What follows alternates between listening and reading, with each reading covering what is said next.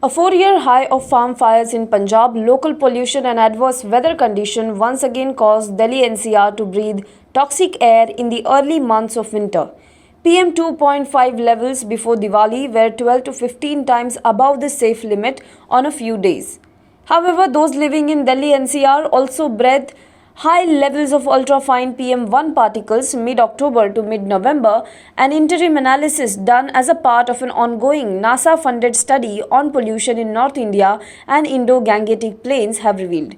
Over the period of a month between mid-October to mid-November, PM1 levels remained high in the range of 200 to 300 micrograms per cubic meter, said a team of scientists, professors and researchers from Indian Institute of Delhi, Jawaharlal Nehru University and Delhi University.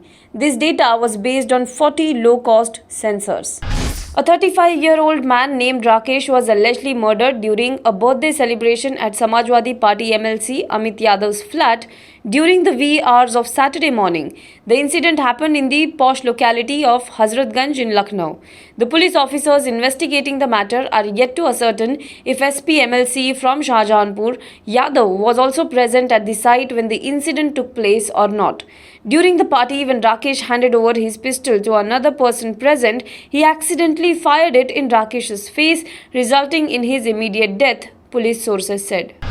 Saudi Arabia hosts the G20 summit Saturday in a first for an Arab nation, with the downsized virtual forum dominated by efforts to tackle the coronavirus pandemic and a crippling economic crisis. The two-day meeting of world's wealthiest nations comes as President Donald Trump refuses to concede a bitter election and campaigners criticize what they call the G20's inadequate response to the worst global recession in the decades. World leaders will huddle virtually as international efforts intensify for a large-scale rollout of coronavirus vaccines after a breakthrough in trials and as calls grow for G20 nations to plug funding shortfalls. Amid a raging pandemic, the summit, which is usually an opportunity for one-on-one engagements between the world leaders, is reduced to a brief online session of what some observers called a digital diplomacy. Pfizer Incorporation applied to US health regulators on Friday for emergency use authorization of its COVID-19 vaccine, the first such application in a major step forward providing protection against the new coronavirus. The application in the US Food and Drug Administration comes just days after Pfizer and German partner BioNTech reported final trial results that showed the vaccine was 95% effective in preventing COVID-19 with no major safety concerns.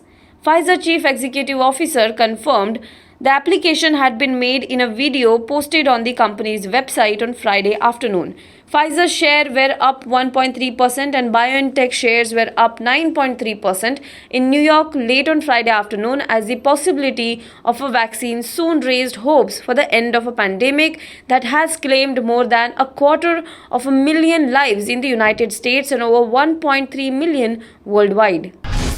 US President-elect Joe Biden on Friday appointed an IndianAmerican, Mala Adiga, the policy director of his wife Jill Biden, who will be the First Lady. Adiga has served as a senior advisor to Jill Biden and a senior policy advisor on the Biden-Kamala Harris campaign. Previously, Ms. Adiga was Director for Higher Education and Military Families at the Biden Foundation. During former President Barack Obama's administration, Mala Adiga served as the Deputy Assistant Secretary of State for Academic Programs at the Bureau of Educational and Cultural Affairs in the Secretary of State's Office of Global Women's Issues as Chief of Staff and Senior Advisor to the Ambassador at Large, besides as Director for Human Rights on the National Security Staff. Now be the first to know about the latest updates on our new news app. Go on your Android or iOS, search for HW News Network.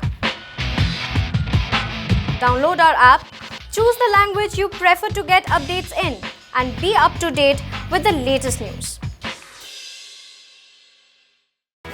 If you like this video, please share it and we would love to hear your comments in the comments section down here.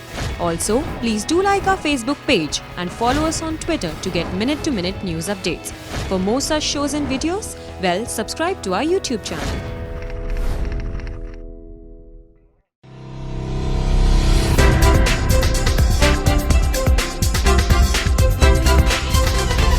News.